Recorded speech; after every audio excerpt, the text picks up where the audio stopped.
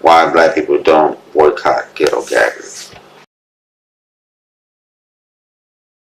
What's going on, everyone? Today we're here with Miss Diane Corns. Now, how I found out about her channel, YouTube does a lot of suggested videos. So she was speaking about culture vultures, and it caught my attention because most of you know I cannot stand culture vultures. And Diane made a pretty good video about two culture vultures, one named Whoa Vicky, and the Cash Me Outside girl, which her name is Danielle Bergoli. But I wanted to talk to her about that today. And also, she talks about cryptocurrency, and a lot of black people are starting to get into that. So, Diane, thank you for joining us on the show today. Thank you for having me, Phil. I'm so excited to be here. All right, so Diane, one thing I found out about you when I was just doing my research was that you live in South Africa. I do. All right. I definitely. Which is a great thing that you're in South Africa. So originally you were born in the U.S., correct? Of course. I was born in Duval County, Florida. You played yourself. Congratulations. Oh, straight from Florida. Sugar, Florida. Florida is where it's at for a lot of people, for sure. Man, hurricane season about to come up. I don't even want to think about that. That just be on my mind all the time. Right. Yeah. There are no hurricanes in South Africa, thank goodness. Not really from the ghetto, but I hang out with people who are from the ghetto. Yeah, I know. So, now let's talk about culture vultures here.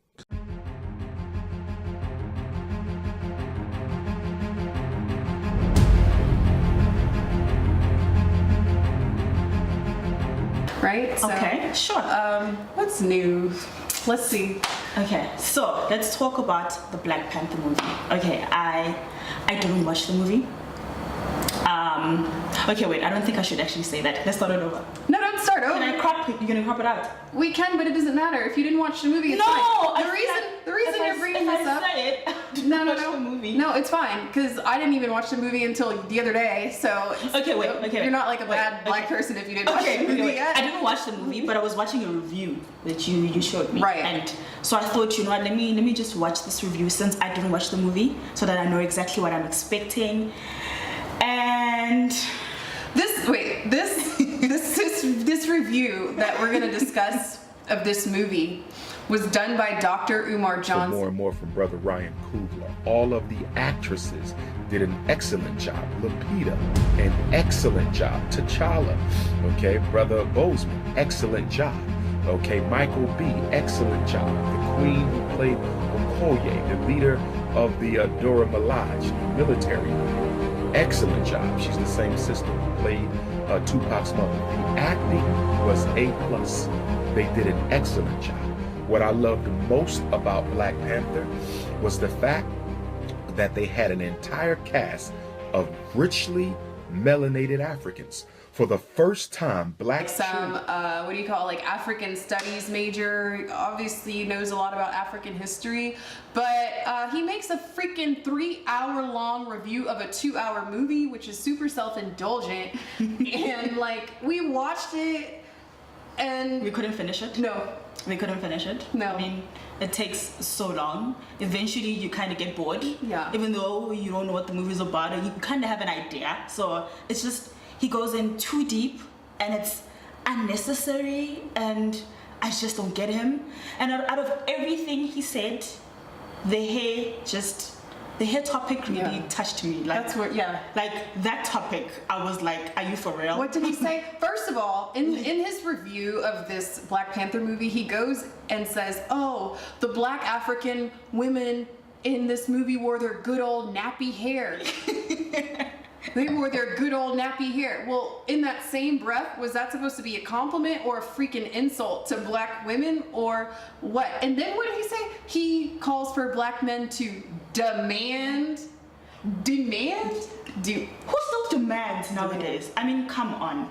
Demand that women... We all know, as soon as you demand any woman, whether you're black or white, things are not going to get done. He calls for black men to demand black women to wear their natural hair without permanent relaxers or weaves. But here's my thing. I mean, out of everything that's happening in this world, like there is just so much corruption, there's so much negativity in this world, and all you can talk about is my hair.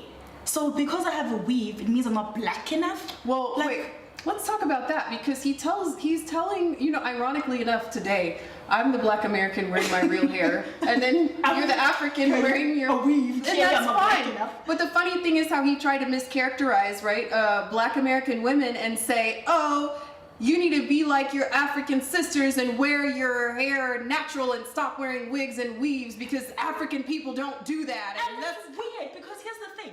I am from South Africa. You must always find a black person amongst them that you can trust for critical information. You need not always entice them with money, because sometimes their petty jealousies and the opportunities for revenge is enough ammunition to secure a snitch. This tactic is very useful, especially when your research reveals former lovers of their men and former lovers of their revolutionary women. More of a preference thing, like when I feel like I want to have hair, then I have hair. But 90% of the time I feel like I don't want to have hair, and I normally have my hair short, and I normally have my hair black or blonde. I mean, why should I be restricted when I can be anything I want to be? If I want to wake up today and want to pull off a short blonde hair like Ambrose, why not? Like, why do I have to feel like I just don't. I don't get it. Yeah, that freaking. Like, there's just deeper things in this world to worry about than my hair. This freaking review of this film, it wouldn't do, like, it just took things too far. It took things too deep, and you just know what? Sometimes you just have to let the Black Panther movie be just great on its own without trying to introduce all these conspiracy theories and negative ideas about what black women do and what black women should be. Yeah, like, just let the just freaking let movie us be great. As much as we black, this is the 21st century, guys. Let's Like, just let us be. Like, can we just be whoever we want? I mean, nowadays, no one is 100% natural. Let's be honest. Like, no one. Nowadays, it's either you have a weave, or you have lashes, or you have a face beat, or you have nails. Like, there are just so many things we do as women to make ourselves feel beautiful. But that's the thing. It's about me.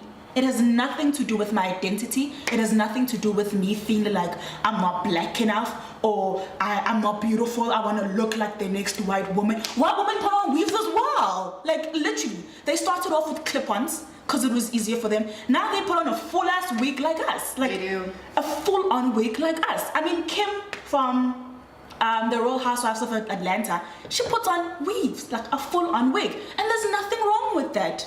It makes her look good, it makes her feel good. Can we just get over the hair situation? Yeah, Dr. Honestly, Umar Johnson, get over it. you played yourself. Keep your troops faithful. You can say whatever you want to say about Idi Amin, but Idi Amin was a Pan-Africanist. He was a friend of His Majesty, and he didn't give a damn about no cracker.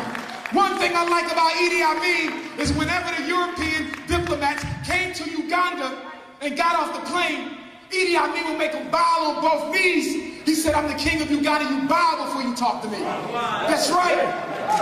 And when the East Indians didn't want to put none of the money that they was making in Uganda back into the economy, Idi Amin said, we ain't gonna be diplomatic, get the F out of my country. Say what you want to say about Idi Amin, but one thing he wasn't was afraid of white people. Oh, y'all following me? You played yourself, congratulations. That was real whack. I don't know, it's 2018. No man is gonna demand anything out of me first and foremost, and I'm just gonna leave that at that. Let's move on. Let's move on. Yes. I'm not really from the ghetto, but I hang out with people who are from the ghetto. You played yourself, congratulations. Something's on my heart, and Ghetto Gaggers an hour apart in not speaking on this horrible site. Primarily just, well, both sides, the men and the women, but I understand a lot of the brothers have been speaking about this, and just the humiliation of black women, and then that harkens back, because I say and I repeat, it's a direct attack against black men. So this is an us. This is a us situation. I don't get it. I don't get why nobody is talking about this, along with Fukushima fallout.